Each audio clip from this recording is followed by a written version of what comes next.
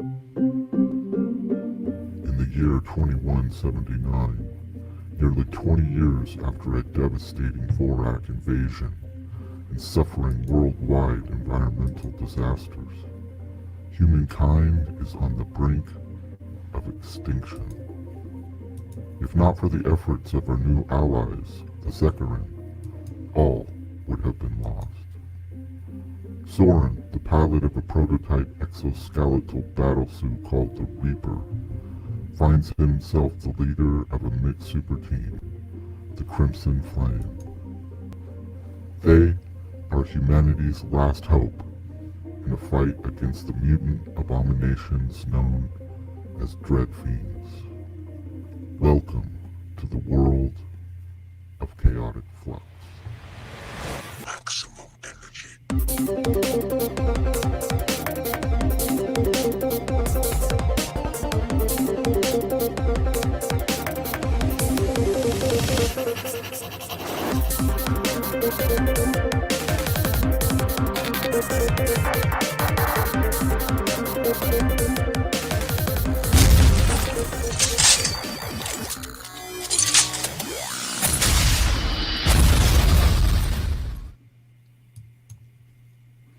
All right, welcome to Creating ComicsGate Live. This is your host, Rot10 Glory. I am joined tonight by Scott. Oh, let's get rid of that, shall we? I am joined tonight by Scott Brings the Pain, Chaotic Flux writer and creator. How you doing, sir? Good, how are you? I'm doing great. I'm really happy to have you on the show. I feel like we might be experiencing some kind of minor delay between our speech. I'm hearing you fine, but I'm not sure how well you're receiving me. I think you're coming through great. I think me getting rid of the green. I was reluctant to get rid of the green screen. I'm trying to troubleshoot it, but I think maybe my computer just doesn't want to do it. It's not powerful enough. I scoured Google and tried to figure it out, but I just don't think it's not worth it to sacrifice quality. So we'll just get rid of it.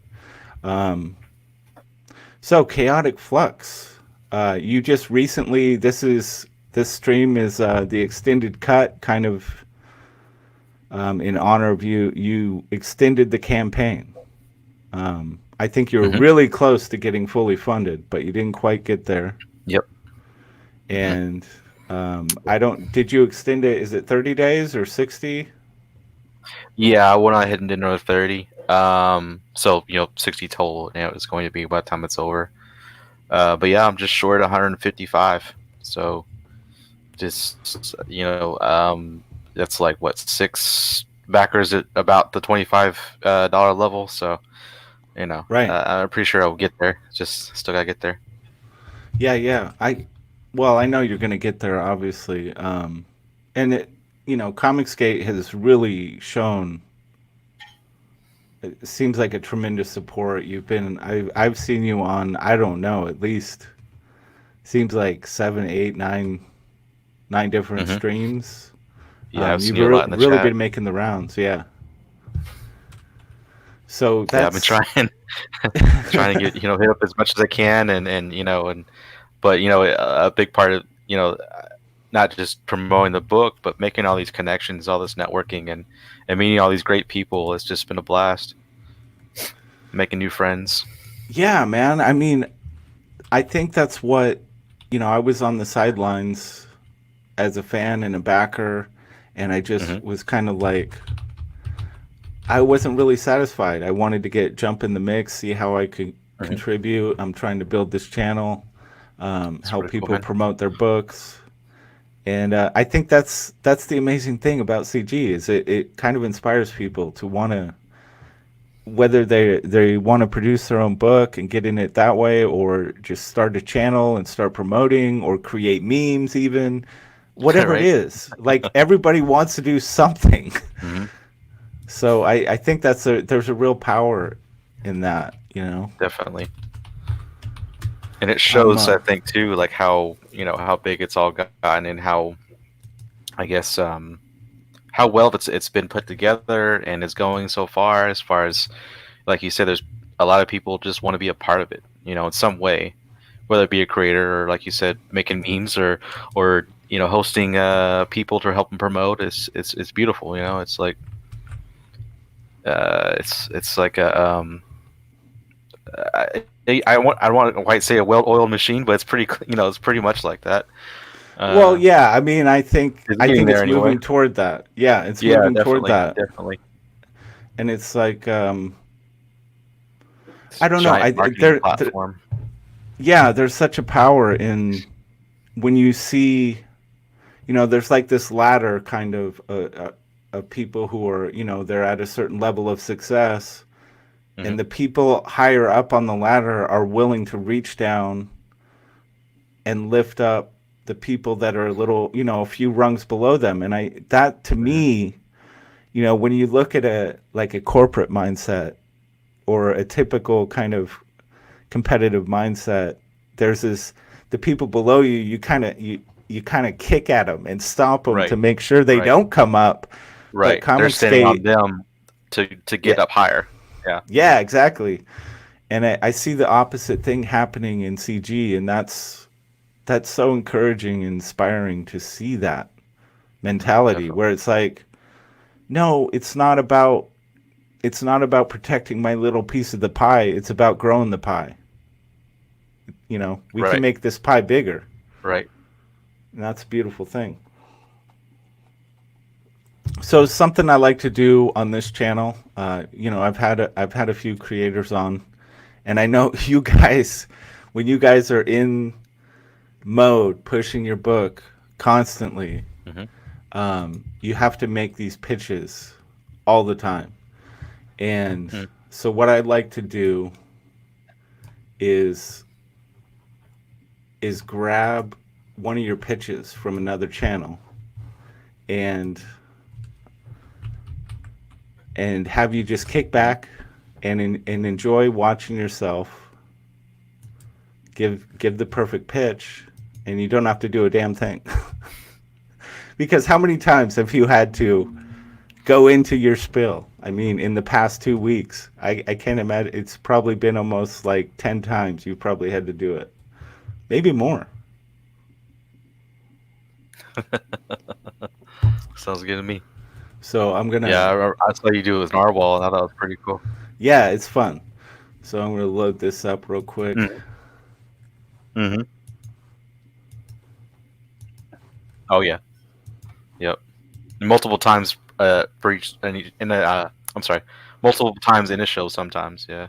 Yeah, I've seen you do it. Yeah, that's right. You usually do it maybe twice on a show, sometimes even 3 times. So it's like, Yeah. here Yeah. we, and this one was especially cool because we got Kermit the Log, you know, Right. giving his reactions, which is just, It was pretty hard not to just keep laughing while he was on the screen. dude, that character, I love that character so much. I would, I'd love Uh, to see him do more. I'd love to see him go on EBS's channel too. I think that'd be great. Um, so yeah, yeah. Yeah, I think so too.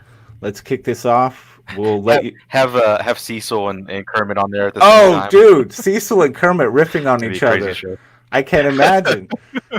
Yeah, that would be epic. All right, we're gonna have you give your pitch. Let's do it. Okay. Scott, you want to give us the rundown? All right. Chaotic Flux centers on a team called the Crimson Flame who unite the future to rid the world of these mutant abominations that are taking over called Dread Fiends. And the team decides to unite in this future timeline to help rid the world of these mutant abominations to save humanity. The creatures themselves are able, or actually I should start, they are genetically engineered by humanity as a food source. In this dark future, there is a great famine going on due to great catastrophic events due to weather patterns that are out of control, as well as a lot of war that's going on to humanity's fighting over resources and what land they can still use. And so they create these life forms as a new food source that can withstand the harsh elements as well as rapidly reproduce. But they start out very docile and easy control, but then they start to mutate and get out of control. They begin to develop this insatiable appetite. They have to constantly feed in order to sustain themselves. So they start to turn against humanity and start devouring everything in sight. They can also self-mutate when they feed on flesh. They can use it as a biofuel, break it down, and it allows them to adapt, make themselves bigger, stronger, wings for flight, for instance, where they need to get the upper hand in battle. They can also they can also reproduce by cloning themselves. So really, it's a cloning. It's not so much a normal reproduction. And they can clone themselves by turn the biofuel into a clone, and they'll regurgitate that, and it will quickly grow into adult form. And every new generation is a little better than the last, a little smarter, a little faster, and so on. The team centers on the first few issues centers on Zathara, who is an alien hybrid, and she's able to create these crystal-like structures at will. And she'll turn them all sorts of different types of weaponry that you'll see her use it for in the series. One of the main things that you'll see her use it for is she'll turn her arms into these kind of blades. And she's also very acrobatic and agile, and so she can kind of become this spinning blade in battle. And she also has these interesting eyes where she has 3 pupils that allow her to focus on 3 targets at once, also in 180 view. And she's got this night vision. In issue 1, you see where through her point of view and everything's in different shades of red. There's also Soren, who's an exosuit pilot. He's the leader of the Crimson Flame. He fights this exosuit called the Reaper. And it's all kinds of badass weaponry. We'll get more into him a little later. Like I said, the first 2 issues focus on Zathara. I wanted to do her story first because she's got a lot of layers that I want to go through. So yeah, I mean, I love that. Kermit was great. I love his little reactions. I mean, you've got a complex pitch. Yeah, for sure. It used to be a lot more like crazy too, till I dwindled it down and I should say whittled it down, and got to where it was, because I really too I had to learn how to get get a 30-second pitch. That was kind of tough at first, but because I do conventions also, yeah, and you really only have 30 seconds to get people's attention a lot of time, because they're just people are you got all this stuff they're looking at, all these other booths and creators and what have you, and a lot of stuff to catch their attention. So you got to be quick to hook them and pull them in. Yeah, I mean, I get it.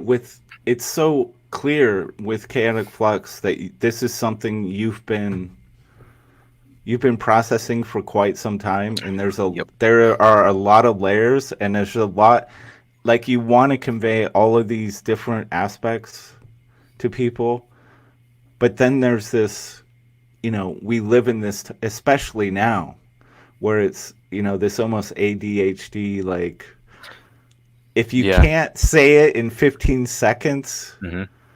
Plus, you're competing for, with so many different things. When you look at TV, something that we talked about on a show, it was the other night with EVS on Sweetcast, and he was talking about how TV's dying because you got all the streaming and all these other things, YouTube, but that's the age we live in now. There's just everything's got so much competition constantly, and there's new stuff coming out all the time, and you could look kind of this way too, just this CG itself, how there's so many books coming out all the time now, more every year.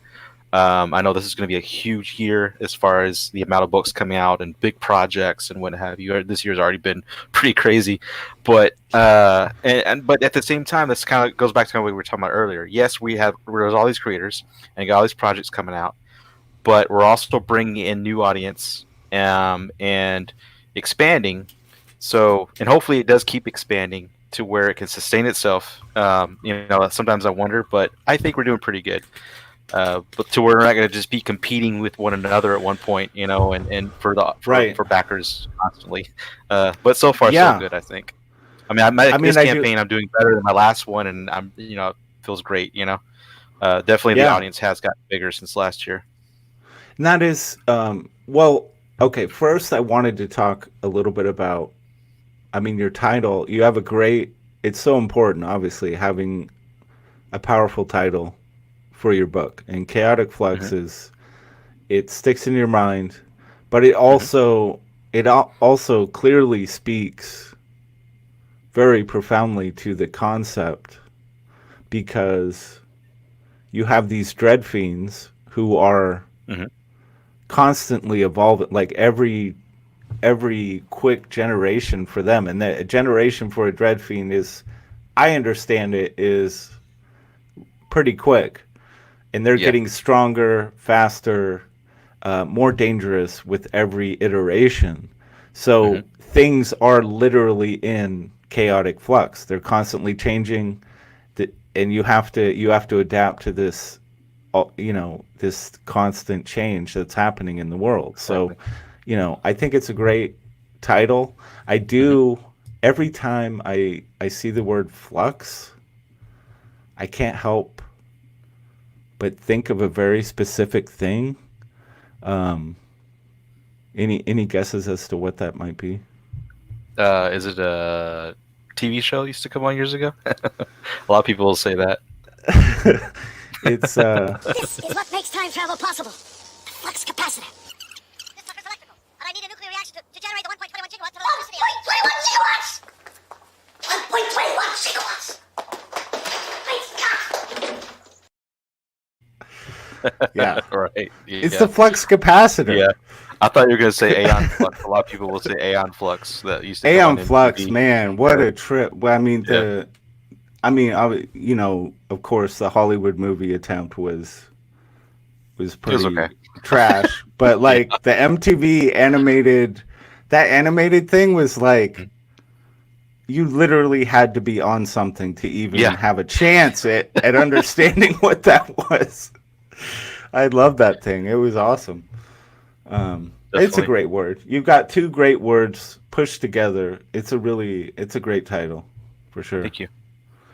Um, so yeah, you've successfully put out your first book, and you fulfilled, as I understand it. No. No, you No, haven't. I didn't. Yeah, I got close. I was. Let's see. I was going for 6,000, and I made it to $4,501. Okay, Um. I think I Yeah. misunderstood because you're offering issue one. I mean, I guess I'm a little Yeah. confused on the What campaign then. Well, no. Yeah. Well, what I had done is I still went on ahead and made all the books and I got quite a few printed. I think I went with I ended up getting 1,200 printed. And everyone who backed the campaign, I still sent out the books to everyone who backed it, and the trading cards and the art prints, and I made everything, sent them all That's out. what dude. That's what And I mean. You successfully yeah, yeah, okay. So I mean, I yeah, wasn't I did. Oh, saying I see what you're saying. I see what you're you saying. Oh, okay, fulfilled. okay. I'm sorry. Yes, I You successfully fulfilled. delivered. Yes, You yes, delivered I on did. your product, Yes. even though you Hmm. didn't Hmm. hit your even though you didn't hit your And goal. my You the same plan was for this campaign as well.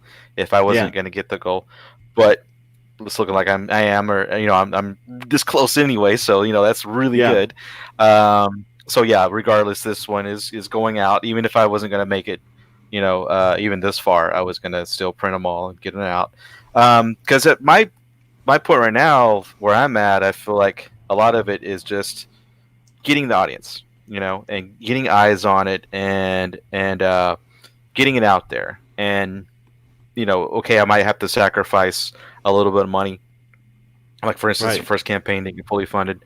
Uh, but yeah, just get it out there, get it built up, the fan base, and you can't really test the water, so to speak, so well either, unless you get your product out there.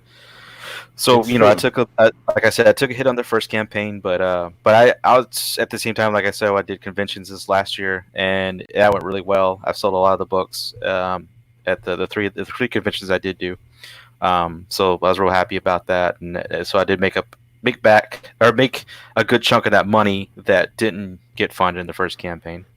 So you So sold your overprint yes, and that's at what I'm conventions. now. You can get the issue one in this campaign. That's more of the overprint that I still have, and then I'm doing more conventions this year and so forth. Nice. Um, yeah, that's interesting. I mean, I think that you have a really great attitude about it because, it's unfortunate that you had to dip into your own pocket, of course. And I think this is really vital information for people who are looking or thinking about doing this. Hmm. Um, what would you say is the bottom line for a campaign to cover its costs? to just put a book out and get it fulfilled and just like break even? Right. Well, I mean, of course, it depends on how you make your book. Sure. You know how, quality wise, how good the printing paper you want to be, and then how how good of an artist do you want as far as and of course their price and what have you. Some are, you'll have some artists that are pretty good, but their price is reasonable, and then you have other ones that are good, but their price is really high. And also, if you want to color the book, so there's all these different variables. But I would say, just for my book, for example, being a really well drawn book, a colored book, and of course a pretty good letter that I had on the first issue. It came out to $6,000 just to make that one book. One issue, $6,000, and that's 26 pages, just 26 pages. I didn't do it wasn't a graphic novel where you get 60, 100 pages or whatever. So, but I mean that's just the way it is. If you want, comics are not cheap, but no. But there is, I mean, when it comes to printing, it's the initial adding pages isn't hugely expensive. Yeah. It's the initial, like, just doing it is the expensive part. Well, too. When you add pages, of course it adds a little cost, but it, of course, with the more you print, the less it costs, and as far as printing, but then if you want to even add pages, and if you have to pay an artist additional page, in color. Yes. Now it's for those out there who are able to do all of it. There's some of these guys that they write, they draw it, and they color it. Or at least draw it and write it, and maybe the book's in black and white. Yeah. And so that's nothing out of their pocket. It's amazing. So they can totally do like, let's say I'm only going to raise $2,000. It's like I cover printing. Printing's about depending on how many books you want to print. Then it's about it's between $1,000 and $2,000 if you for a not so huge amount. Like I think maybe you can do, if I remember right, something like $1,500 is around $2,000. Depending on what printing company you go with too, so that's a whole other thing. Sure.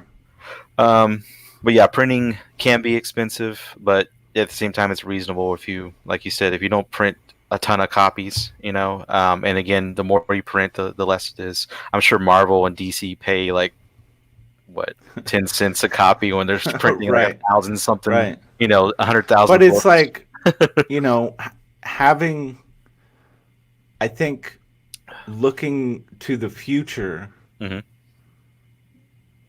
when you're dedicated to something and you have an IP that you're doing, that you really want the longevity of it, you want to do a lot, you have a lot of story you want to tell. Yes. And it's like, yes, your first, second, third campaign might not just go off.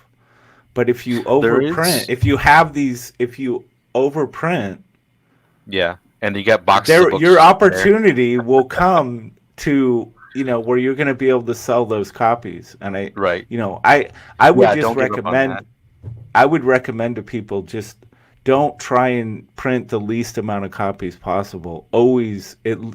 I would say at least print 1,500. Yeah, you want to kind of a middle ground as much as you can. Yeah.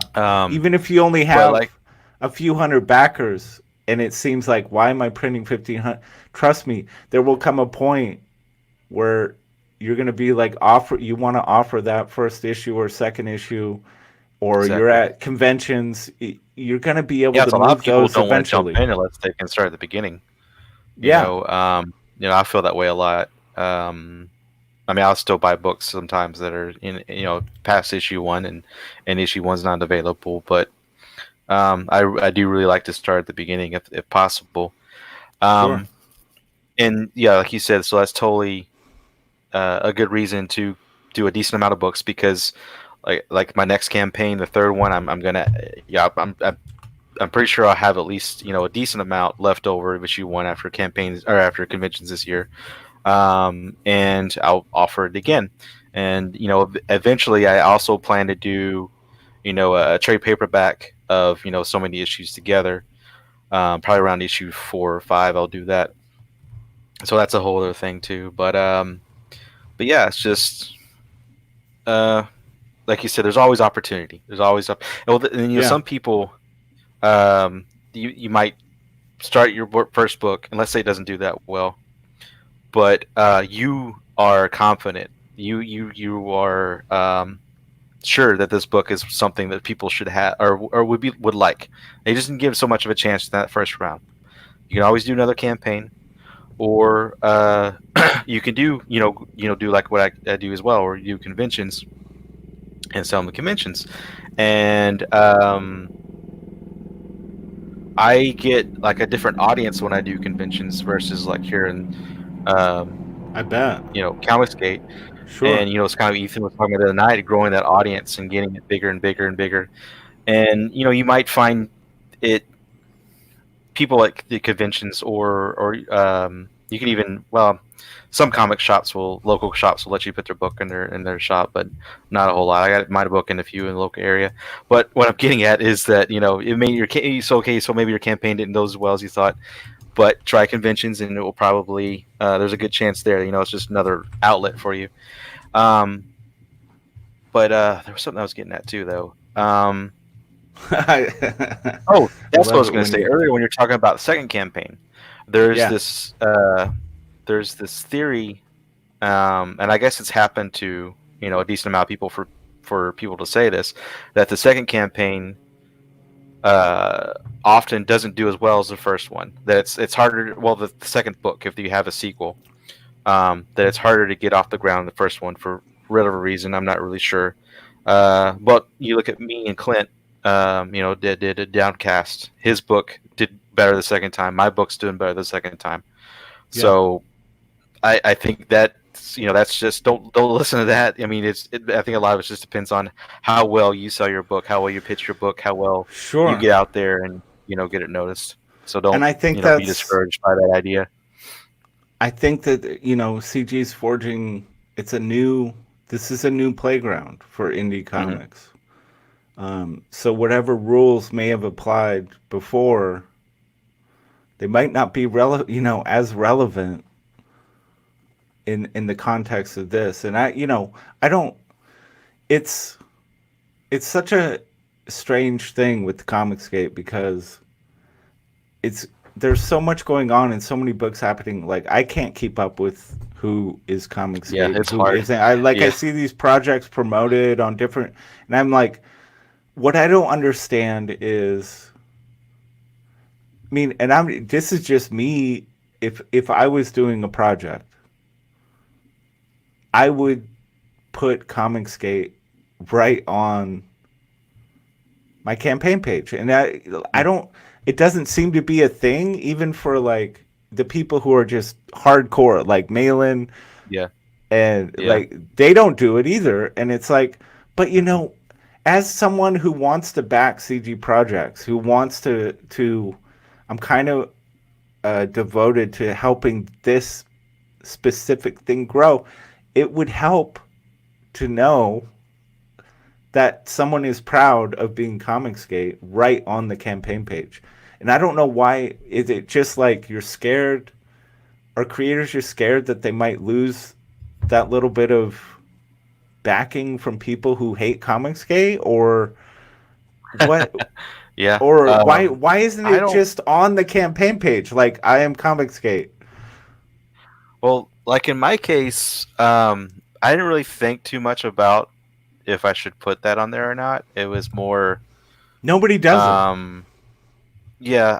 I think it comes down to maybe more as far as like a general thing as to why people don't do it is maybe they think that CG are putting that on there, that it makes it seem like you have to be a part of that club to get the book, Mm, to really be a part of it. Alienates I get people that. I versus mean I do. like Ethan says Yeah. all the time. He's for Comicsgate and growing that, but at the same time he says all the time, I don't care what your background is, who you are, your religion, your whatever, anything. If you like what I do and you want my book, Yeah. come. I want you to come and enjoy it. I get that, So of I think course. that would be my best theory as to why. Yeah, I get that. It's getting more and more difficult to know, like, wait, did I just accidentally back someone who hates ComicsGate? Sometimes I want, like, I'm not always particularly sure, and I think I've backed about 40 campaigns at this point. That's really good. Wow. And I just I just want to make sure that it's focused on people that are, and it's not, Right. it's about Well, good comics. It doesn't, if I get a good comic and it doesn't happen to be someone who's like fully devoted to ComicsGate, I'm still happy that I gave money to an independent creator. That's always better to me than some soulless corporate juggernaut. But you know, I have a limited amount of money to spend, and I want to know it's going towards this thing that I want to see grow. right. And sometimes I wish creators would make it easier to know without question that they are part of this thing. And it doesn't have to be like, as flamboyant as War Campaign or something, but just like, by the way, this is a ComicsGate project. It'd be nice to have that, you know, just as a backer, someone who backs a lot of projects. Right. Well, I mean, I pay a lot of attention to this in the community itself, and the on the Twitter, and try to pay as much attention as you can as books come out, and look them up and see what they're all about, and it helps too when you're bouncing between streams and seeing the books presented to you while you're on the stream and all this. But Right. I do a pretty good job of being able to stay in there so that I know, okay, this I'm in the community. This book is, um, and also, of course, a good way to narrow all that down is to stay on Indiegogo and don't do Kickstarter. Not that I'm saying don't back Kickstarter, because there's good books on there, but to know for sure that someone's a CG book, then they're all going to be on Indiegogo for the most part. Yeah, I think a lot of it's just pay attention to the community and get to know the community more, the members of the community. Because like this year, there's a lot of people that I've seen that I met last year, and that didn't have books, and I didn't know they were going to do a book, or I knew they were going to do a book, but I wasn't sure it was going to be. And then they come out the book this year, and I'm like, okay, yeah, I remember you. Yeah, that's awesome. You're throwing in your thing, and see what happens, and just what is it? I can't remember. Just that's what I think. That's one good way too of discovering the CG creators is watch them. I mean, you can only watch so much, but watch people as they're in the community, and then get to know them a little bit, and then maybe a year later or less than that or so, and they got a project now, and you're like, oh yeah, I remember this guy. That's great. He's got his book going now, and it looks really good, and so I don't know. No, I totally get that. So just kind of trying to focus on I don't of course pay attention to the hashtags, look for ComicsGate and all that. I do, that, I mean, even if it's just, if you're a creator of a book, if you just have the hashtag in your your little Twitter profile, just some indication that you're like proud, like, right. Not just in your tweets, but in your actual, like, your little description. Right. It's like just something like instantly, if I see someone that has a hashtag ComicsGate in there, right up in their business with their initial like description of their profile, it's like boom, I know that I want to It does definitely support save you and be a time, part too. of what you're doing. It's like, Yeah. just make it clear somewhere that you're on board. Mhm. That's all. I guess that's all I'm at. It's like, I don't want it to be ambiguous. That pisses me. It kind of just frustrates me. And it's, I do want to a little bit. I want to do a CG Rorschach test with you. Mhm. It's something I've been doing, but I do. There's also a little mail-in clip I want to play. I'm sure Okay. you've probably seen the video where he kind of he's like getting hard about it. But yeah, I just like to know, like, without any I hear you. ambiguity, that you're a CG person and you align with it. It doesn't mean that you're not gonna, Clint Stoker's a good example. Like, he's obviously ComicsGate, but he's also exploring other opportunities. He's getting his Right. comic books out there in other ways, and I respect that. As Mhm. long as you're not trying to, like, in every other, unless it's a CG crowd, I'm trying to hide that I'm CG, and because that's just infuriating. That's not going to help us grow. If you're hiding it all the No. time. So let's. I have something fun prep for us for the Rorschach test. So let's grab.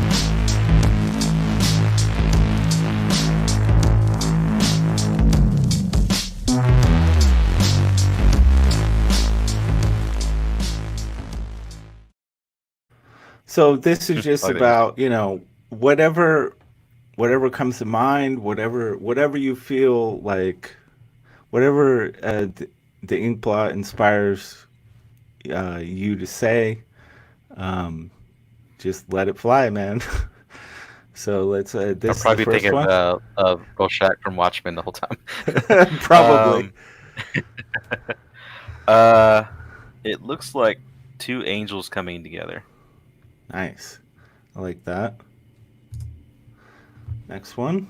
Uh,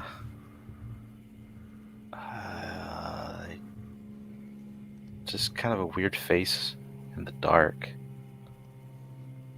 Yeah, it's Interesting. just like a That's scary face. cool. I like Yeah, that. almost like All a right. mask. Yeah. Right. Not this one. That reminds me of Predator. Okay. Yeah, that looks like Predator. Oh, very interesting.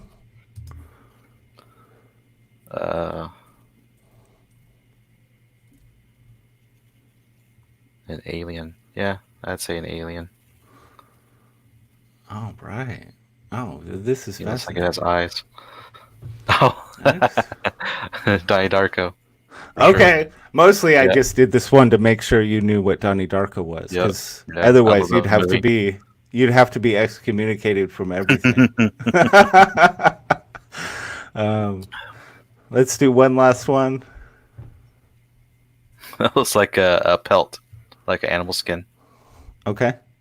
Cool. All right. So now I'm going to feed this into the supercomputer, and we're gonna see what the results are. Let's see what happens.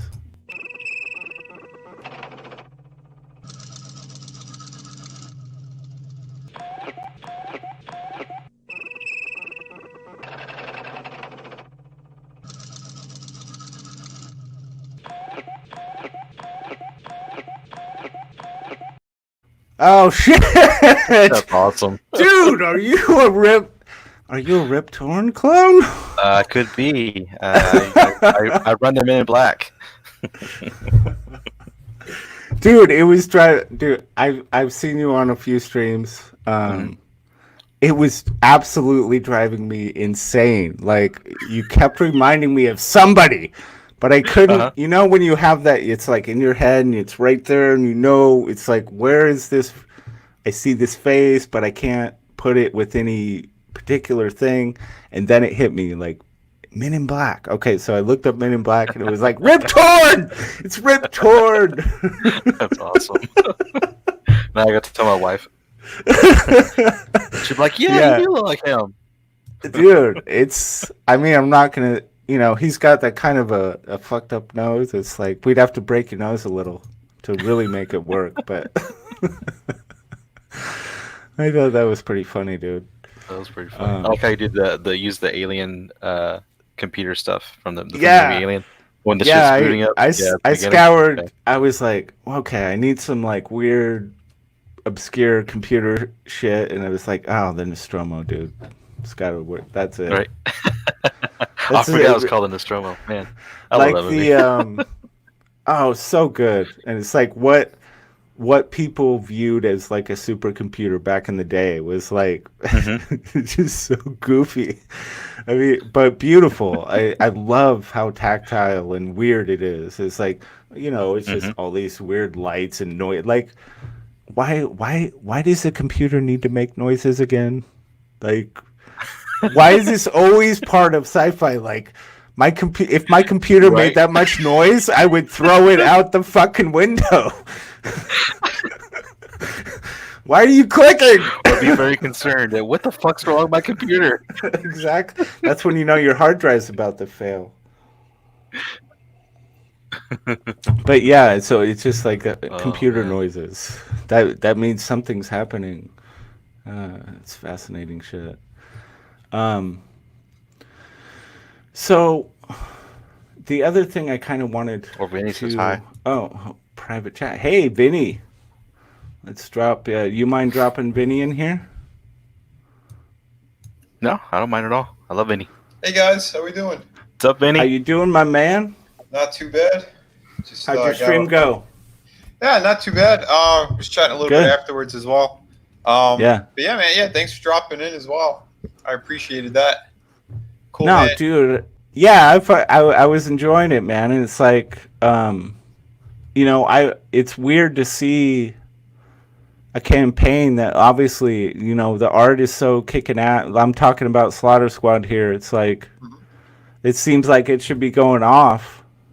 I think so. And too, I'm not sure why it isn't connecting. And I guess it's kind of fitting. We're just about to drop into some of these topics about, you know, succeeding in ComicsGate and what that takes and what it means to do that. Right. You know, but it is weird to see a project like that not connecting with the audience. Yeah. Well, like I said, I've been in the same situation as well. I was trying to let them know that. Yeah, if people don't really know you, it's going to take some warming up, right? So it might not even be the first campaign. Yeah. It took me by my third campaign before people were really realizing it, because word of mouth started happening of how fast I could fill and the quality of the work, you know? Yeah. And that went hand in hand. And I was letting Adam post on that as well, because he goes, because Vinny's switching over now to media mail. He's learning. I said, well, here's the thing. I purposely did priority mail because I wanted people to get their books as fast as possible. I wanted to build a certain reputation. So that way they know they could rely on me and that I wasn't full of shit. My books were completed, right? So, I mean, but again, we're still doing as much as we can. You only have so many amount of hours in the day. But, yeah, it's you got to get out there. You got to let people know who you are and what you're standing for. Yeah, dude. I think it's a similar thing happened with Narwhal. You know, he put out, I think, you know, he had a couple projects and they did, you know, okay. Mm-hmm. And then all of a sudden, you know, your boy Zach does a review on it, and he just explodes. And it's like, you just got to stay the course. You got to prove to people, you build trust with your audience, you build your YouTube channel, you connect with the fans, and you get better at your craft as you go. And then that moment will happen. Well, somebody it'll kick it off. Oh, and if you're just patient and stay the course, that moment is going to happen for you. You know what I mean? 100%, man. Because that's what happened with Venus. Like, again, Venus was doing okay. It was the last 3 days where the numbers started jumping. It started moving. Because the main campaign closed out at around 9,000. So I got 4,000 of that in those last 3 days. Between yeah, I was surprised. I was like, oh wow, so like I kind of found a good niche, and then afterwards it kept going. I'm up to over 17 now on City of Venus. Dude, when it happens, it happens. It just Yeah. goes. Yeah, I really enjoy You watching never that. know. Like your 10 campaigns are like, going up and up and up together. For, Pretty close together anyway. Yes, someone told me today. I'm 51 and 50. I Wow. knocked City of Venus out of the 50 spot, went through the woods. Wow, that's amazing. Nice. Hey, can I ask you guys a huge favor? What's that? I've been drinking since this stream started, and nature calls. Oh, Nature's calling hard. Can Yeah, you no guys problem. keep this? Can you guys keep this rolling while I take care of that business? Yeah, man, can do. All right. Oh Man. man. So yeah, Scott, how's your campaign doing right now? I am still 155 short. Oh damn. Yeah, so just like 96% funded. Just like, Oh, wow. come on, a little more. And how many days you got? I still got. I think I'm on 26 now. Oh, you're Yeah. gonna get it. You're Yeah. gonna get it. Yeah. Hell yeah, man. But you know how it goes. Yeah. But again, this campaign it's doing better than the first one, isn't it? Yeah, a lot better. My first one in that first month, I just broke 1,000. Whereas now we're almost at 4,000 in that first month. So yeah, definitely. I guess you could say about 3 times better than the last one. Awesome. Yeah. So like I said, it's gonna keep About doing 4 it. times better, but yeah. Yeah. Yeah. No, because you got a great fucking book. You're a good dude. Yeah, I think more people are gonna Thanks, jump buddy. on. Yeah, they're gonna see you. Like I said, you're invited anytime. Mhm. You can come on mine. Again, I know my channel isn't big, but Yeah, but I like you're easy to talk to. You're a fun guy, so I like doing stuff with you. And Thanks, and I can see your show growing, pretty well, pretty quick. I mean, I think it has so far. You've only been doing this less than a year. Yeah. Yeah, Yeah, and it's already pretty good. Yeah. I can't remember your- I know if there aren't any major streams going, I know like I could pull a good like between 20 and 50 people watching. Yeah, see, that's good, man. I mean, that's what I feel. I mean, I guess because I'll pay attention to the chat and I see 50 people. It's like, oh shoot, this is good. I mean, not that I'm saying the other ones aren't good too, but they're just fun. I like his show. I mean, he doesn't have right now a lot in the chat, but it's fun. We're having a blast. And making these connections and these new friendships and just talking about all this being in this community is a blast. Right, man. Yeah, because they're good conversations is what they are too. Yeah, Like definitely. you said, if there's a little bit of people or a lot of people, we're having a good time regardless. That's why I said too, for my channel to kind of get those numbers, considering I don't really have a whole lot of subs, that's a good sign because I've seen other people that have like 12,000 subscribers and they're only pulling in like, I don't know, 10 or 12 viewers. So Yeah. you never know. But if you have something good to say, people will listen. Right. So this was a really bizarre experience. Oh yeah. I got these wireless earbuds for streaming, and I just took a break to go to the bathroom, and while I'm going to the bathroom, I could hear you guys crystal clear the whole time. Nice. Does the mic work too while you're? Or do you? No. Okay. Thankfully I have a separate. Thankfully I have got a separate mic set up. Otherwise, I just have to hold it because that wouldn't work. That wouldn't work. It would have been like Naked Gun. Yes, exactly. But I'm listening to you guys have this really, really touching, great ComicsGate discussion, and I'm just relieving I'm feeling like a racehorse out there. Right. Dude, that was fun. That was interesting. He was touching himself to our lovely voices. That's awesome. That was good stuff. Oh shit. Oh man, dude, Finny, I really appreciate you coming on the show, man. Yeah, I man, really do. no problem. Like I said, I think everybody we're pretty much. I was glad to have Vinny around. Yeah, man, we're like a good little tight family. I think. Well, we talked about Scott and I were talking about this a little earlier. It's like, the guys up a little bit higher up on the ladder, a few rungs up, are when it comes to ComicsGate, they're willing to reach down and lift those guys below them up, and it's like, it did. I guess my point is just it doesn't hurt to ask people.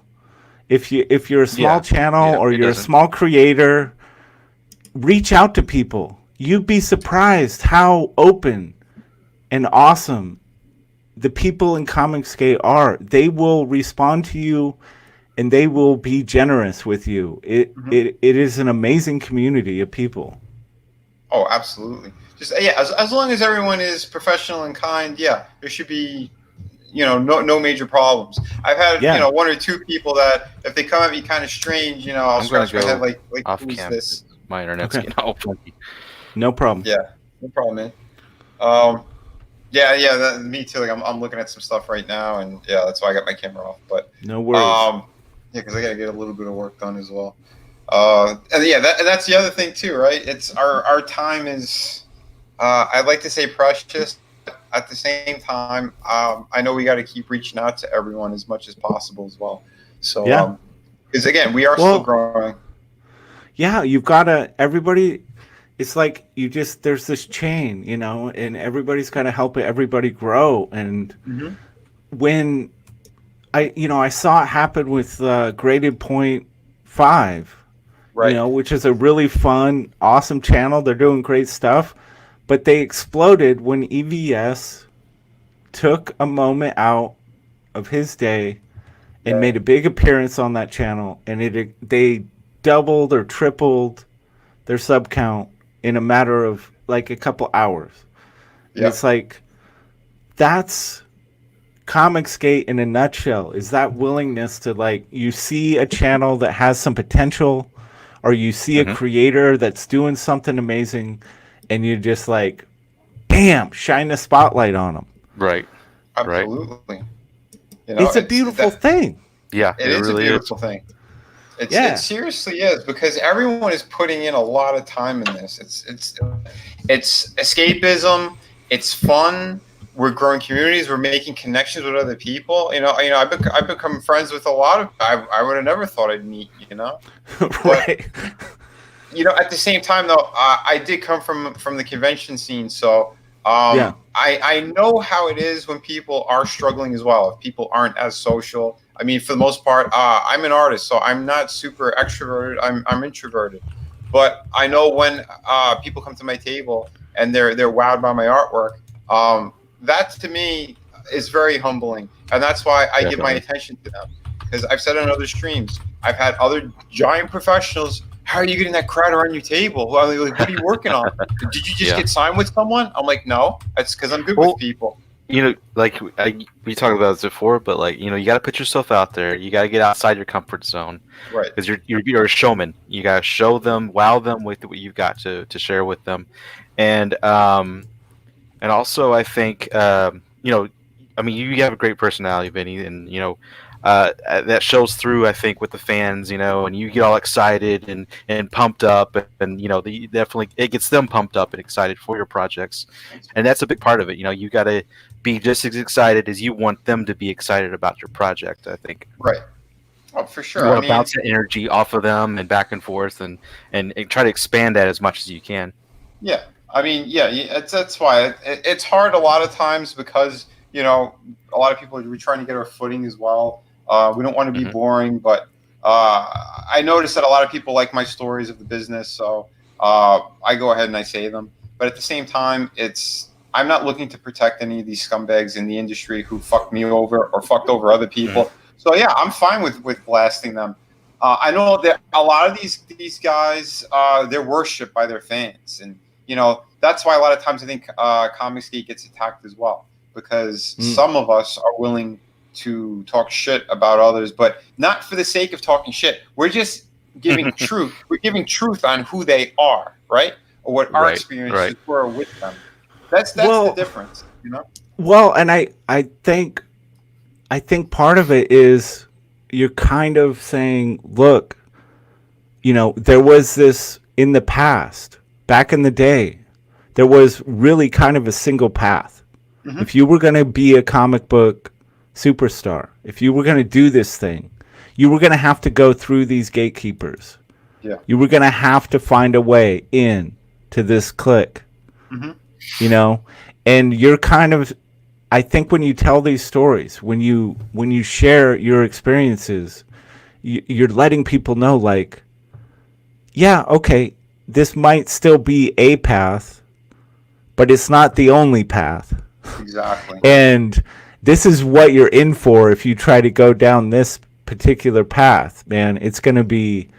You're going to be disappointed. You're going to be ravaged. You're going to be abused. Yep. Why not come this way? Come to the indie way.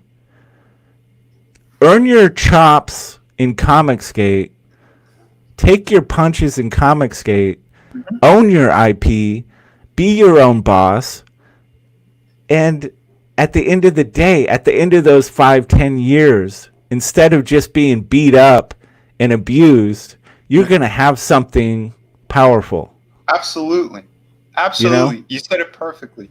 We have something that, not just an IP, we have the projects that we could sit back and look at. I mean, some of the books I've already got it printed, in this past year. I still pick up when I flip through them, or I compare them with the mainstream, going, no, what I did was fucking well worth it. And I'm not even talking 5-10 years down the road. I'm talking about now. And I'm not someone who boasts about my own work. Like, I know I have talent, but I'm not on the top of the mountain screaming it either, right? I know what I put into these things. I know the hard work that goes into it. And I'm grateful for anyone who enjoys what I'm doing. And I'm going to keep trying to do my best to tell a good story, to get artwork out there that is just the best that I could possibly do. And if I keep growing from that's fantastic. If tomorrow it changes, then I'm going to have to do something else. But if it's growing, sure, I'm going to keep going with it, right? Exactly. And the catch-22 is the more committed all of these creators are within ComicsGate, the more committed everyone is to spreading that word and being proud of it, not like. Yep.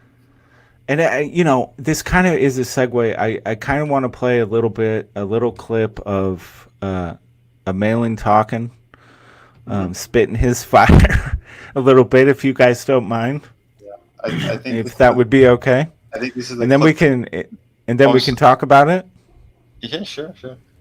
All right, let me share this screen real quick. Yeah, because that vid Malin put out, it really struck a chord with me. Yeah, this is the one that I inspired. Yeah, dude, you were front and center the whole damn time. It was like Vinny Tartamella's show, basically. Well, because in the back channels, I talk like this and even more vocally. And I know someone that got back to him where he saw it as well. Yeah, absolutely. So I'm gonna play. It's like a maybe minute, 20 minute, 30 seconds, and then we'll dive into it.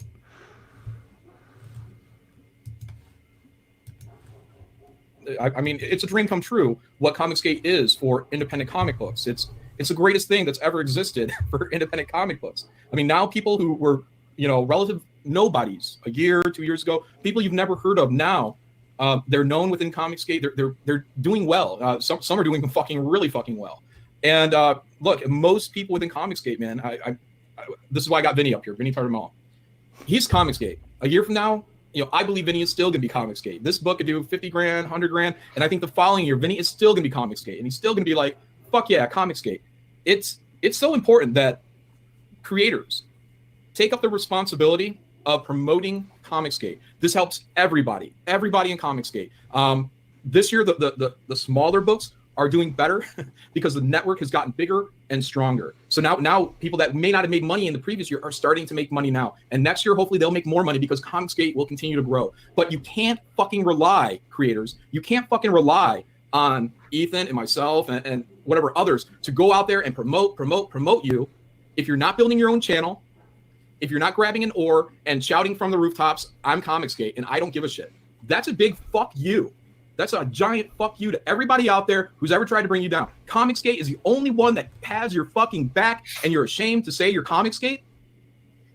It doesn't work that way, guys. And ComicsGate as a network will not thrive. You are, sadly, a weak link. You are a weak link if you are not out there shouting ComicsGate from the loudest fucking rooftop.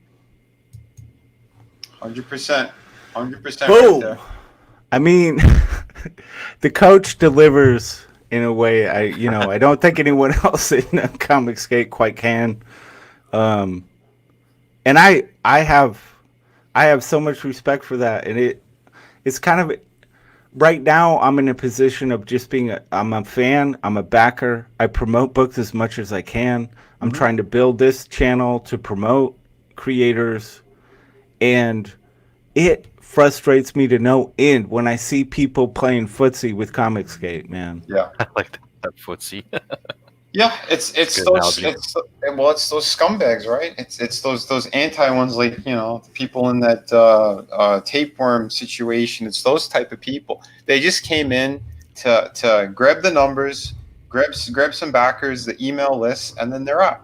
And you know, you can kind of see it. I mean, I saw it with Smiller, with all his nonsense, what he was doing. Because Right. I'll be honest, if I see a major creator is not supporting and retweeting mid or low level guys on any fucking level, something's wrong there. I said, no, I can't trust this person. I know I can't. Right. And I don't think fans should either. You know, we're all in this together, and somebody like that, he thought it was going to be his private little club. I've mentioned this before. Like, he thought he was in this unique clique that, you know, other so-called professionals who can't get the mainstream work anymore, this is for them to make money. And he wasn't letting little guys in because he thought it was a finite amount of money. That, okay, if new people came in, that means that's money taken away from my projects. That's not the case, douchebag. You know, we're looking to grow things, and he's looking at it. Well, he was looking at it anyway as, oh no, this is a certain group, and we're making good money here, so we have to keep it very tight. We got to gatekeep. That's what he wanted to do. Yeah. Yeah. And I do want to touch on, the social media. Twitter's one thing, but where it really seems to be at, where the real fire seems to be, is YouTube when it comes to promoting, networking, and getting the job done. Right. And this is, I've been so impressed with how much support you've gotten, Scott, on the network of CG channels that are promoting your book, but I have to, and this is not an attack. I don't want this to be perceived as an attack, but it's like when I look at your YouTube channel, and I know, that this weighs heavy on you. I can already sense it, that you haven't been able to, or you have not, your YouTube channel, it doesn't really exist. Yeah, it's just my trailers are on there and a couple other things. But yeah, that's pretty much think that when I subbed to your channel, and there at the time there were seven subs. And it's like, the thing about CG is if you're gonna be a part of the thing, and you're gonna get all that juice from all these other channels, then it's like, then I have to ask. And I'm just trying to grow my thing too. I know how hard it is, dude. It's a grind. It's tough to build a channel from nothing when nobody knows who the hell you are, and you don't have some big accomplishment to draw from, whatever. It's really tough. But, like, how are you going to reciprocate all that love? Right, as you were saying. I mean, right now, it's, I retweet as much as I can. But I do have plans to do something YouTube-wise. I'm just still trying to figure out what that is. Yeah. What I'm Me going too. to talk about. Yeah. And, I don't know. I paid attention to a lot of people. I've been paying attention to a lot of people doing the streams, like Vinny and everyone else. You tonight and everyone I've been doing these streams with, but also like for instance, like Ethan when he does like his rants on Star Wars or various other things in pop culture. And I know I can maybe make something off of like hobbies that I do. Like I like building Gundam models. That's it, dude. Dude, it's your passion. Right. I think it's the thing that I'm trying to like figure out is like you can't just talk about your book all the time. It can't. Your channel can't be about your book all. There's nothing more annoying. YouTube show sometime. You got to actually do it. There's nothing more annoying, than a guy that talks about his book all the time. Nothing more annoying.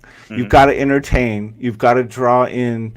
I think it's about you got to tap into your. You said you have a passion for Gundam model, dude. Do that. Make videos about that thing that you're passionate about. Something that is completely tangent to because those people, the people that you draw in when you build a channel based on that. Right. Some of those people, a percentage, are going to come into ComicsGate. Right. They're going to buy your book. This is good because this is what the other night when I was on with Sweetcast, and this is something Ethan was touching on too, is making don't just do things that or everyone in the community shouldn't just talk about comics all the time and talk about making comics all the time. Branch out more. And like that, and because you're gonna get now, like for instance, if I did a series on making Gundams, I'm gonna get those people that are into Gundam and anime and all that outlet, and bring them into through my book, and then from me it'll branch out to other books in the CG community, and introduce people to this whole other world. And yeah, exactly, dude. I think you got it. Got it, dude. Yeah. Like, dude, time lapse. I mean. I'm not that familiar with the stuff. Right. With the gun, but I'm assuming you build models and whatnot. Build them and customize them. Yeah. Dude, if you can figure out a way to do time lapses of you putting that shit together and just talking about your passion for that, that's it, man. That's what you should do. If it's got to be something you love. Right. When I first started this channel, I thought I was going to do the whole, I'm like, well, everybody's doing all this pop culture, the latest movie thing. And I'm like, but I hate that. I don't have a love for it because I think most of this stuff is garbage that's being put out by mainstream. I don't have a passion for it.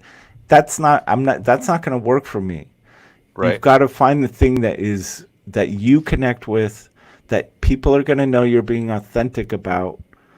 And then that overlap. And then every once in a while you talk about, hey, there's this comic book I'm working on. And it's like, that's how this works. And then you can pull. Make that segue. Then you have that audience to contribute to the bigger pie of ComicsGate. And then that's the beauty. So it's like, I know you have as far as I understand, you have a wife, a family. You have commitments, and it's tough for you to find time to make the videos. And it's a grind, man. But you got to find a way to do it. Yeah. One of the things that Malin had said to me was, and Vinny remembers this when he was like, so. He asked me, so Scott, are you the artist? I'm like, no, I'm the writer. He says, well, dude, then you have no excuse. You have the time to make a YouTube. He knows what that's about. Vinny's like, fuck you, writers, dude. That's why you write a page in 20 minutes, and then it takes me 4 days to fucking draw it. I'll tell you, man. If I had the time, I'd be learning how to edit videos as well. I don't have the time, right? So that's why I just go straight on live streams. Yeah. I've had a couple of videos where, in the beginning too, like I pre-recorded them and then I just go on, but I don't know how to edit any of this shit. So I'm pretty much using like whatever the screen share feature is with Windows. Oh yeah. It's connected with Xbox. That's the only thing I know how to fucking do to pre-record. Yeah. It's like I can show people if I'm working on something, but I don't know how to do voiceover shit and edit. So it's like one take vid or live stream. That's it. Dude, and you shouldn't have to, man. You're I agree. you're an artist. You are delivering the beautiful ass shots that we all fucking deserve and want. The tight blue jean shorts. You know, they're beautiful. The color, it's just, you're a one-man show. You bring it all to the table. Somebody else should be, needs to do all that shit for you. But it's like, I agree. But at the same time, somehow, some amazing way, you are still putting in the time to build a YouTube presence, to be there, to promote other books. And it's like, this is what CG Rockstar looks like. And that's why Malin put you front and center in that video, because of that shit, dude. I think you're right, man. And like I said, I really appreciate it, because I know he's been going back and forth with me because of the drawing competition. Just to try to when is that going down? When is that? When is John coming on? Is that next week? Next Wednesday. Like I know how it is, and he knows how it is as well, right? Because he keeps doing this petition, this get everyone to vote sense. He said, listen, I'm not asking anyone to vote for me. I'm just going to show up, draw whatever character they want, bro. No, dude, play his game, dude. No, I'll promote your shit. I said I'm there not to promote my shit, to promote whoever the book is, because that's what War Campaign switched it to, right? They started out as doing like a spoof thing on the other assholes, and slapped them in the face. But then they said we want to get serious, so we started showcasing amazing projects coming out. So I said, so it is. I said, I'm there for that person and to have fun with my friends. That's it. So I said, like, I downplay it. Wants to be the heel, and I downplay it, so I know that was pissing him off. I told him to. I said, at the end of the day, whatever trash talk that we have, because I've done a little bit of trash talking here and there too. But it's been beautiful, dude. I loved it. Well, that's what I'm saying. Whatever it is, at the end of the day, we got each other's back, and he knows it too. And I think that's why he was happy to spotlight me, and and I appreciate it. He's supposed to be coming on my channel as well. I dropped him the link, not tonight, but the last time I did it, but it was so last minute. He came in when we were done, because he told me to. He goes, I came in and I said, hello, no one's here. I said, sorry, man, because I do it at a spur of the moment. So I said, I'll try to give him like a day warning. I was going to do it tonight, and I went, no, I didn't give him enough fucking time. So I said, screw it. And, like Adam Post popped up, so I pulled it. Dude, Cecil's just desperately trying to extend his eyebrow commitment. It's fucking hilarious, man. I have to say, I got used to seeing Malin with whatever funky eyebrow. It's like now I'm just like, what? It's a little disappointing when he doesn't have anything. He doesn't have to do it anymore? No, it's over. Oh, how long was it for? It was 2 weeks. I think he even did it a little longer than 2. I think secretly, privately, he maybe enjoyed it. Oh, I know he did. There were a couple like I saw him on one stream where he put, like, it was obvious, like he really put in the time and they were applied correctly, and I swear to God, like he was looking fucking good. Like, damn, dude, like that looks good. You look actually like a proper human being. Damn. Oh shit. But yeah, I know that stream will be fun, just because of the other people who are involved as well. But I also know it's, it is what it is. Have you not? He hasn't been on. Malin's never been on your channel yet. No, not yet. But like I said, I've been on a bunch with him, and again, you have. I don't back down either, because when we were on Ethan's stream, I said my views on Mike Miller, and he's like, no, and then I told him my reasons why, and that's why I said fuck that guy, because Mike is who he is. You don't throw people under the bus, period, and you certainly don't do it to people who fucking got you out of a gigantic jam like that. And then to say that you're not friends with them either, and that you were never friends with them, so you basically admitted that you're fake, you're fucking phony, and you did it just for that sweet money. And fuck the fans too, because that's what the translation is. That's what that translation was, and that pissed me off to no ends. Yeah, John doesn't have many. John doesn't have many soft spots, but I would say that Mike is one of them for sure. Like I feel like if Mike went through the motions, I feel like both John and EBS might let him back in, but I think the fan backlash to it would be so aggressive.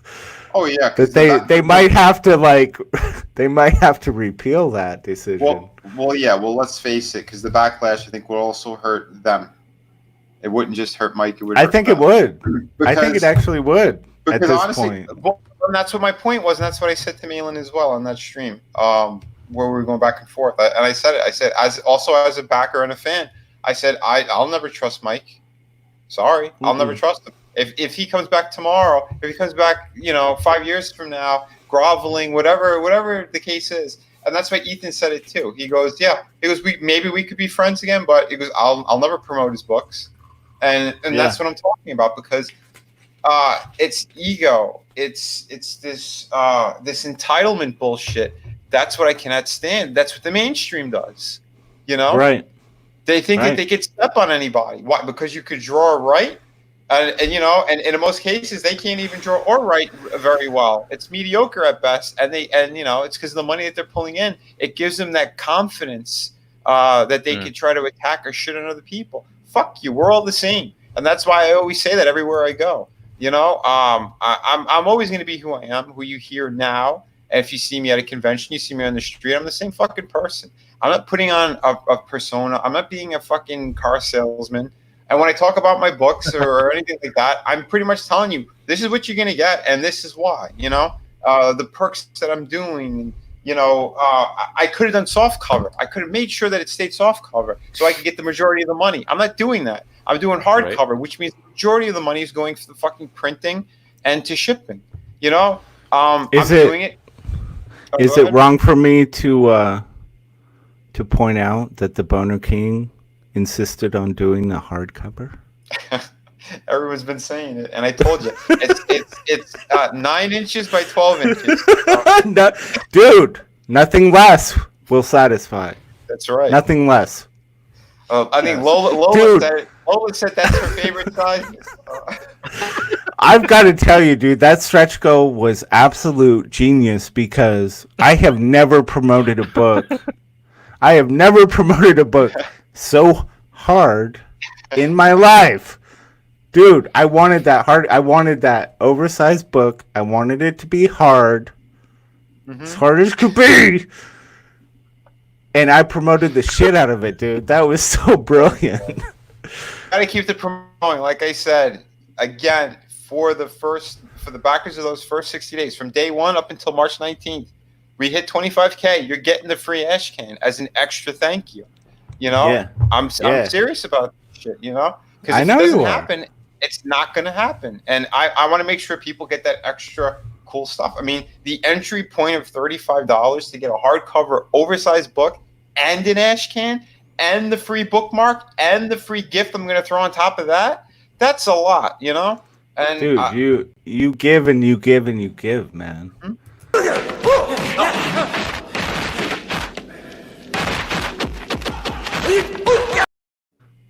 Yeah. One of my favorites, man, Drunken Master. Drunken Master, dude. Yeah. They were way back in the day. I'm talking like this might have been even in the 90s at some point, late 90s. Yeah, back when I had to go to a Chinese video store. Yeah. To find Drunken Master. Mm-hmm. And we couldn't even, we had no idea what they were saying, but it was all about the action. It was all about the movements, dude. Sure. Jackie Chan, Drunken Master was amazing. Dude. he's one of my idols on that level of the amount of work that he does, right? Yeah. Because it's not just the acting, it's not just the martial arts. It's every little nuance. Everything has to be perfect, you know? So I don't know. Maybe that stuff bleeds over as well into what I'm doing. Dude, you know what I love about what's so fascinating to me about like ComicsGate, when you get into something like this and all the people that get it and understand it, and then you're like, oh wait, you've actually seen these obscure movies and you appreciate all this weird art and interesting shit. It's like, it's not coincidental. All of the people that are into ComicsGate have this really wide depth of field when it comes to art appreciation and like the films they've seen and all the shit that they know about. It's like, it's not coincidental. You guys, the fact that you both knew about Drunken Master is insane. Right. Yeah, I haven't watched. And of course, Jackie Chan hasn't done much in a long time, but I mean, I've seen at least all of his hits, and even a lot of the obscure ones too. Yeah. So yeah, I'm definitely, I was a huge fan of his in the like late 2000s, or not late 2000s, early 2000s and late 90s, and up until he started. I'm still a fan, of course, but I haven't watched these movies in a while. But yeah, I totally love Jackie Chan and Jet Li too. I'm a big fan of Jet Li as well. Oh, dude, Jet Li, one of my. He has a different style, but he's a little more like on the hardcore side. But I mean, as far as like breaking people's bones and shit, but a film I can't help putting in, like possibly in my top 10 is it's one of his more recent, but Fearless. It's just, it's such a masterpiece. I love that film so much. So there's this one where he's I can't remember what that one was called, but he's like he's fighting this one dude and he like pulls all of his joints out of socket or something like that. If I remember right. It was, and the guy's all like, he can't move or nothing. Then he just pops it all back in. It's just like, what the fuck? The guy was like, shit, whoa, Yeah, it's amazing. Another one I loved was I don't know if you guys seen it, Ip Man. Yeah. The story of Bruce Lee's yeah. master. Yeah, I think they made 3 of them. The 4th one's going to come out. Those are incredible. And Donnie Yen, is that his name? Donnie Yen. Yeah, dude, that guy is incredible. That guy was in Rogue One. Oh that's right. He was in Rogue One. That kind of stuff I'm all about, man.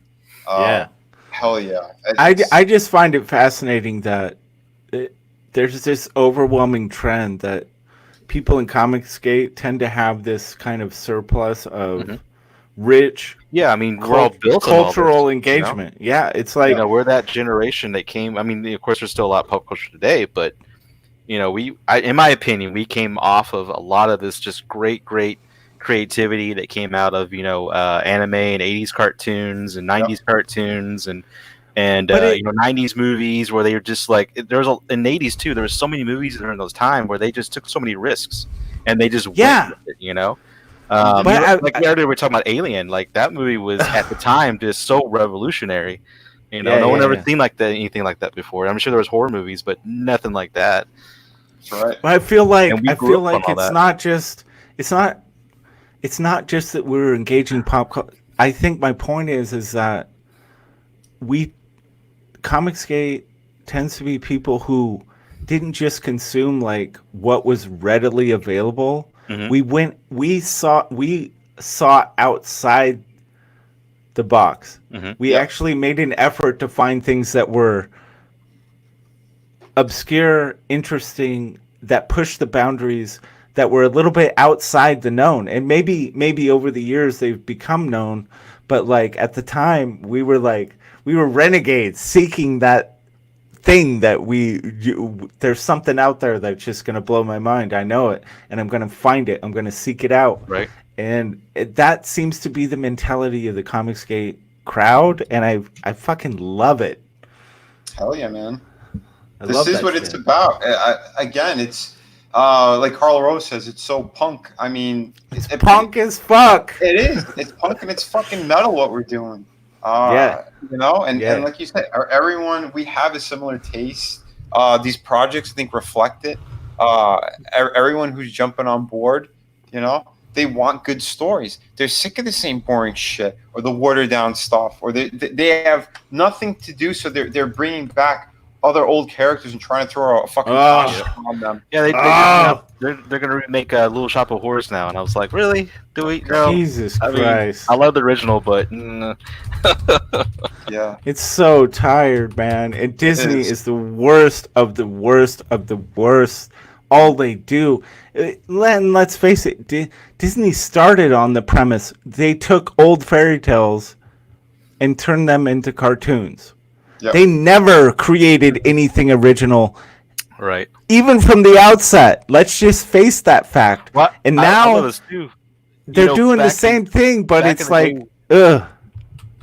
Go ahead. Sorry. Yeah. I stomped Well, all back over in the you, day, and I when feel horrible about when it. Disney put out one of their animated movies, and sometimes they would make a sequel. That back in the day. That's cool, man. Mhm. Like they made two Aladdin sequels in the animated movie when they came out Yeah. straight to video. Milking that cow as much as they could. Well, they just announced that not only are they remaking their animated films live action, they're like there's an Aladdin sequel coming live action. It's like, oh, so now you're milking the sequels of your old stuff that no one bought. I mean, people bought it, but still, not they weren't as good as the original, of course. And it's like, yeah, exactly. Just Yep. it never stops. It's embarrassing. It is. And It's I guess embarrassing, eventually man. they're gonna go, okay, we're gonna CGI them all, and I think that's why I'm like, originally I was like, well, I'll just tap into this pop culture, like cover all the movie stuff. And it's like, it makes me want to puke in my mouth. I have no interest in it. I don't want to cover this stuff. I don't want, 1,000 other people are doing it and they're going to do it better than me anyway. Fuck it. I need to find something else to do with my time with this YouTube channel. But it's like, what Hollywood has become, what Disney, which is basically swallowing Hollywood at this point, has become it's a waste of everyone's time. exactly. They're not going to produce anything original. They are never going to put an original idea in front of your face. Just stop engaging that shit. Come over here where original, actual human beings are coming up with something you might actually get inspired by. Mm-hmm. Yeah. Again, it's not. It's the fans. That's what it's all about. It's these companies don't know what to do. They're just trying to appease stockholders and this kind of shit. They're not, That's why you can see that there's no heart put into anything because they don't care. It's just making money. If it's not making money, then we're going to drop it. Blah blah blah. Yep. With us, it's like, all right, if a project doesn't really work, well, we might rework it. It might be marketing strategy. I don't know, and we give it another go. And if people are vocal that that's not a good fucking project, then we move on and we do something different. That's the difference. It's like we're giving it our all. We're trying, but again, what they're doing is just they're taking recipe A and recipe B. If it doesn't work, oh shit, we're gonna drop it and fire everyone. And if that same recipe is working, we're gonna make sequel after sequel after sequel until people are so fucking annoyed of it they're gonna drop it. It's ridiculous. It's idiotic. I don't think anyone knows what the fuck they're doing over there. But I think I have a little bit. I have a conspiratorial mindset a little bit, and now maybe some people out there share that with me or not, but I find it really interesting that every medium, it happened to games, it's happened to film, it's happened to comics, television. How is it that every medium is following suit with this model of woke SJW shit that clearly it's not succeeding? Mm-hmm. They can see the medium before them hit like disaster after disaster, and they still move forward with it. from what I So understand, to me, it's like there is an agenda of shifting the cultural perception yeah. toward this way of thinking, and they're playing the numbers. But I know this is, I'm going long here, and I'm gonna just cut you off because I have something to say here. Go ahead. My point is that I think the difference of what's happening now is the internet has enabled the older generation, the people like me and EVS and all the people who are a little bit older are now, we're still engaged in the game. We're pushing back. We're interacting with the youth through our YouTube channels and social media. Mm-hmm. And it's all of a sudden there's a pushback to this cultural shift where it used to be kind of a smooth transition. It used to be like the old people never really had a way of pushing back against it. But the internet has given the older generation a means of like, no, we don't like it. We don't like where you're pushing this thing. Right. And I think it's created a dynamic that has never actually been experienced before. Thoughts? Yeah, no, I agree with you on that. I think it's they're trying to push us down, wear us down. It's kind of like, shut up and take your medicine. Mm-hmm. They're hoping that eventually we're all going to conform and just give in and accept all this stuff they're trying to push into our culture and our society. And they normally didn't have to deal with us. It's all a big teaching tool for them, quote unquote teaching tool, and brainwashing. They're trying to get us to think the way they do and become just like them. And one of us. I think it's just like a one of us. Change that they don't want to give up on. Or Freaks. See, there's another thing you guys know about. You know what Freaks is. Mm-hmm. Yeah, I mean, and that is the difference with all this stuff is, we are fighting back because it's all this shit that we've seen and been through as well, right? We want our escapism, we want our fun, and this nonsense of where they want a weak society that they can control, because that's all it comes down to, right? It's pushing all this shit. Mm-hmm. That's why, like, even the political nonsense, I'm not watching and paying attention to that stuff, because to me, it's all horse shit. It's these old fucking creepy perverts and psycho bitches who think that they can control the world, and they can't. You know? Yeah. It's gross, man. That's why we're all fighting back. We're doing our part. I mean, that's why the creative field, it's always been like that. Another great example is my friend Grandmaster Bram Frank. If anyone checked out that interview that I had with him, he talks about it because that's what he's been doing all of his life. He's been in the art field. His father was an artist. He got as a kid, he got to sit on the floor and watch Jack Kirby and all the greats doing their artwork. Frazetta. I mean, amazing stuff. But that's why in him, he always sticks up for the little man as well. He's always about, if the government and they're doing something wrong, he's going to speak up about it. And he says that it starts with the artist. We've always been doing it. That's why the government hates artists.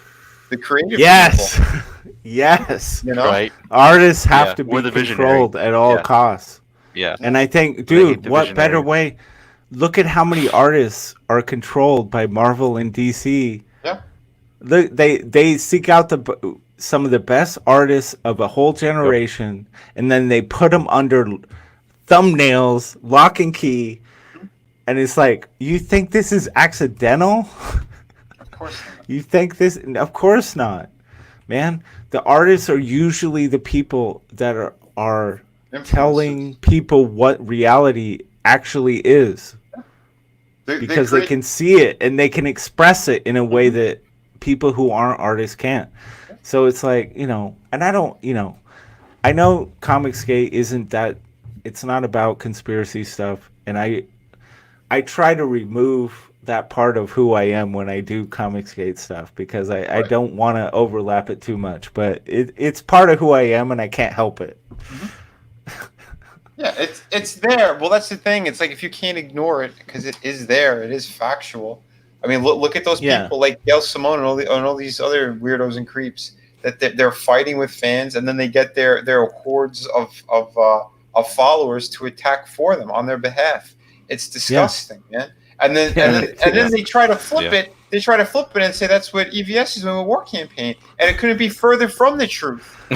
You know, Right. they're a fan group who loves what we're doing, and they're going to be just as vocal as us. There's a huge difference between that. Yeah, You know? yeah. That's why, man. Yeah, Hail War totally. Campaign, hail everybody, because again, what we're doing is fun. Rose said it a million times. He goes, I don't have to be making an ass of myself on YouTube. He goes, I'm nearly 40. He goes, do I need to be doing this? Being internet gay? He goes, no, I'm doing it because it's fun and because I love comics. If it gets boring, Dude. stupid, or stale, he goes, I'm out. Yeah. I got to tell you, man, like every time I tune into War Campaign, I'm actually vibrantly impressed with how smart, sharp, and funny that shit is. And considerate.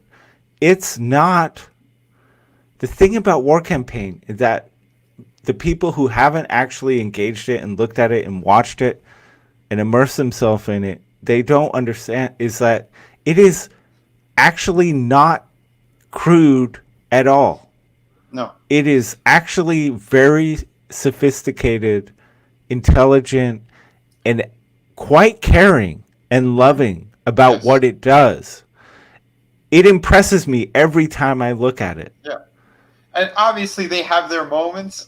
Of course. You can't take Of course that away. they do. But yes, for the most part, Right. the message they're getting across is that it is a brotherhood. It is for the little man. It seriously is. Because I'll be honest too, when I first jumped on War Campaign, it was the moment when they were renounced. You know, so like for me, it could have been a huge mistake going on there. But I saw who they were. I'm like, no, they seem like good guys. Yeah, I'm gonna fucking go on. And we had a blast, and I'm the first guest that they had on 2 nights in a row, and they said it. That's when they labeled me Boner King right off the bat, because Ro fell in love with my work. He couldn't get enough of it, you know. And that's why I'm forever grateful and thankful to them as well, because they show me that they actually do. They give a shit. They do. They care, and they're considerate. And they see the hard work that I put into everything. Ro backed all my books. When he got them, he showed them off. He goes, look at this quality, and I'm the reason why they're using that printer for Vestige. Again, we help each other out. Yeah. I gotta say, I mean, I'm a little, I don't know, I'm not gonna say ashamed, but it's like, I don't like retweet like Rose stuff on Twitter. I think because like even all the bullshit gets to me even. And I'm like hardcore ComicsGate.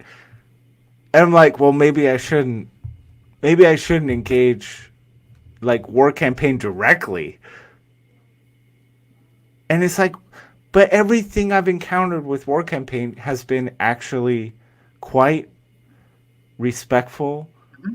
They're always promoting creators. They're doing good work. Right. They're drawn and back. Like the work produced from Drawn and Backhold is maybe some of the best drawing contest work I've ever seen. Oh, hell yeah, man. Why do you think it's amazing? I've pushed away, or I've taken off on the night from doing actual freelance work that's getting me money so that I could get on the drawing stream, so I could do it. I haven't missed one yet. I've shown up late here and there, but again, like this last one, I did it in their fashion, late and gay, and I won. But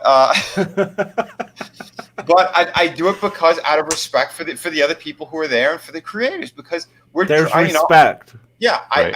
And that's the thing. That's the main thing, and that's why even with the Ash Can I'm doing, it's respect for the other artists who took part in it.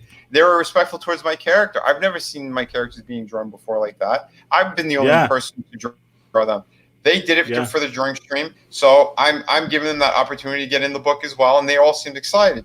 The only one who isn't going to be in there, and he thought that he was Narwhal. He got disqualified because he was being Oh. disrespectful to the character.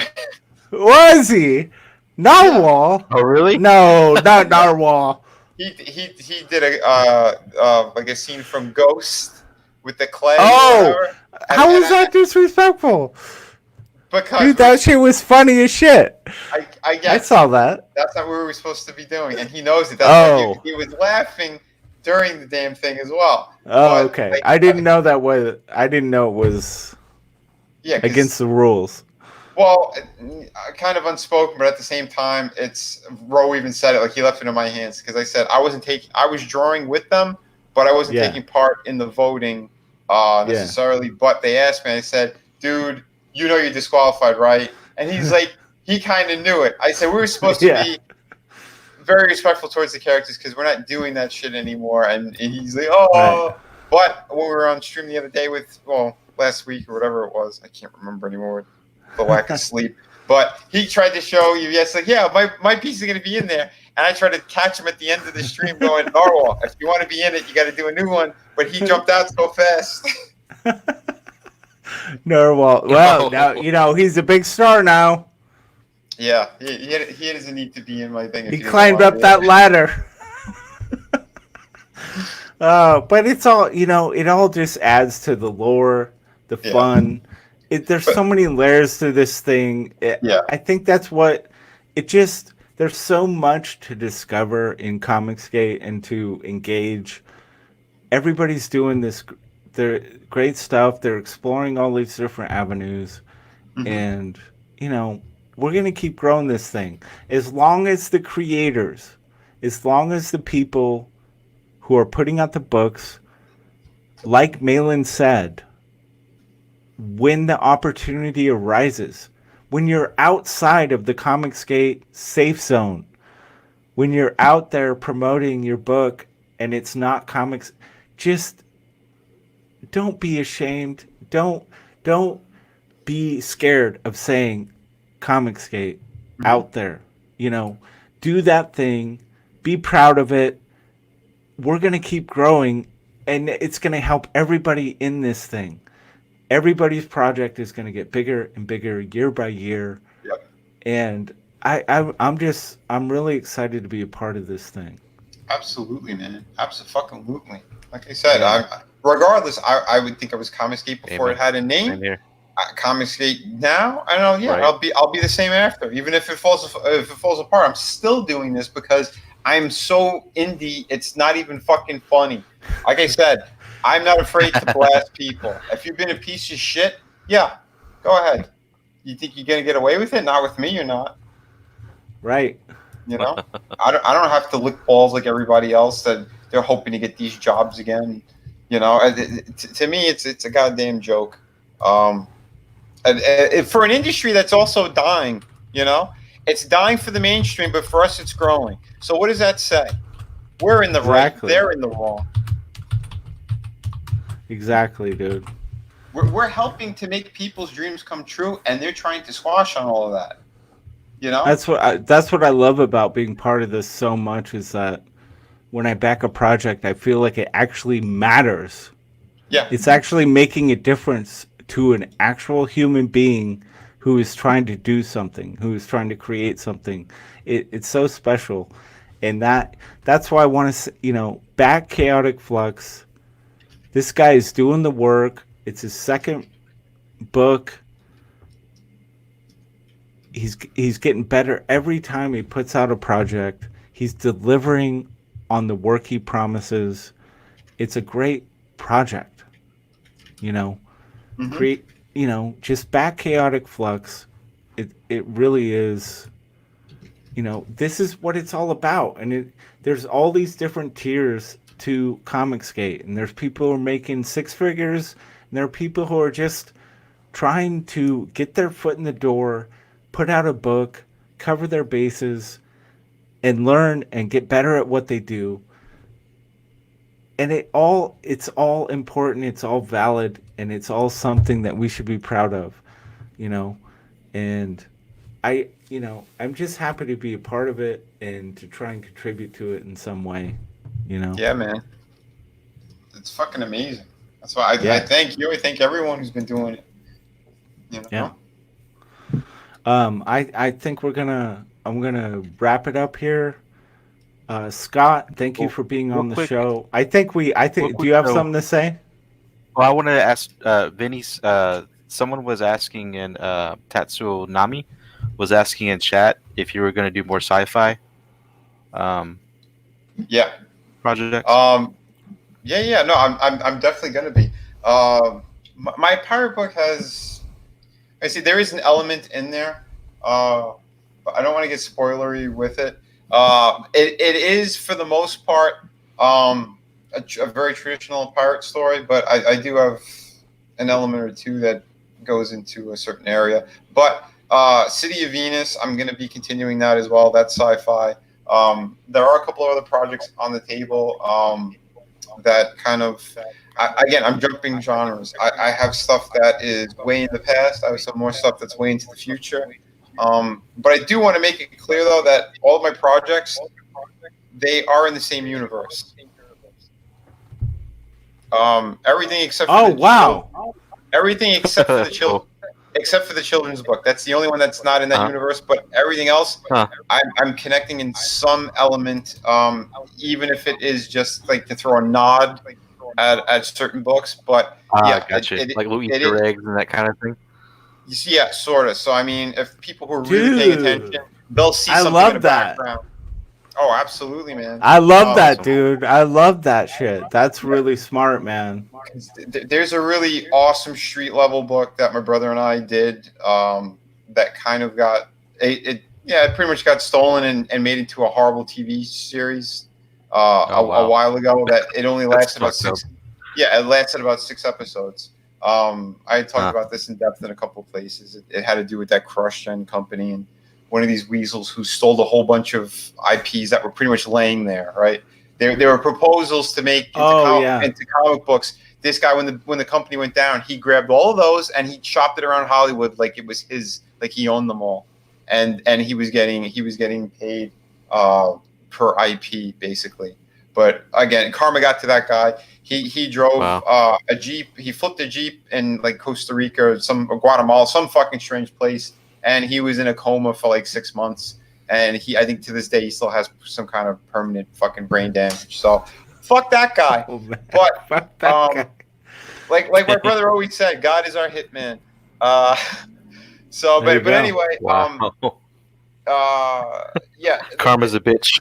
Right. So this particular book, because they didn't know where the story was going to go, because it does go into a superhero realm, and the villains alone, they're let's say maybe on par with like Batman villains, but they didn't know that because they only had issue 1 that was stolen. But in that particular book, there's a character that is wearing something that is actually going to be also in my pirate book. So there's a connection with those, and like that book, we're gonna bring that back out too in time. Nice. Because there is a shit ton of stories that my brother has written. We came up with a bunch of them together, but there's just some that he went off by himself and he just was writing like a maniac. Over 50 stories he has written on this book. So this is what I'm saying. We have projects galore, right? And but like I said, that we're gonna put certain elements are gonna there's nods to our other books, or you can see that there is a connection, and I think it's gonna be awesome. That's why I'm making sure to put that in the pirate book. So yeah, like I said, I have Easter eggs. We have things planned. The people who have gotten Through the Woods on the first go around, there's a guy who did an amazing review on it, and he said he goes, everything that's in issue 1. There's payoff in issue 3 and vice versa. There's elements that these guys put into the story that the payoff is there. The connection is there. You can go back and reread it and you'll see it. We made sure to get every little nuance in there because, again, we're storytellers. And even if my brother wasn't fully thinking it, I was. And, we've had arguments in the past about why certain things are happening. And I'm telling him this is why, whatever. And then over time, it's like, no, you were right, There is a bigger picture, and it connects in a proper way, right? Nice. So, yeah, I know I got wordy there and rambly. But. We love you for your wordiness. I enjoy listening fucking to it. Vinny, man. Thanks, Dude, it's like it seemed like you were reluctant at first on the whole YouTube thing, especially being on camera. But dude, you've exploded onto it. You've embraced it. You're showing us how it's done. Thanks, man. I fucking love it, man. Yeah. Well, it wasn't Beautiful. even. It wasn't so much that I was reluctant. It's again because I've been so fucking busy, and I know if I get the camera on, I'm not getting work done. That's the other problem, right? Right. And I know everyone wanted Right. to keep seeing me, starting with the big guys, like, "Oh, where's Vinny? Does Vinny exist, or is he just this avatar?" I'm like, Right. "I'm here, guys." So I ran out. I made sure to get a camera, but again, Yeah, I've done interviews in the kinda been there. past. Yeah, I've done national interviews, and my work's been seen worldwide. I'm not shy in talking, but yeah, you got to get used to it. That is the thing. You do got to start to get used to it. You gotta let Exactly. people, let people in. You gotta Yep. be a little vulnerable to make this work. hmm That's just part of the game. That's why I prefer like when we do streams that have more than one or two people because Right. it feels more like a party. It feels like everyone's there, and whatever topic, like people can get their Yeah. opinions in, and it's more fun, right? Yeah, yeah, dude. I think we had some fun on this stream. For sure. Oh yeah. I'm actually, I think it's one of the better streams I've done. I really appreciate both of you for coming on the show.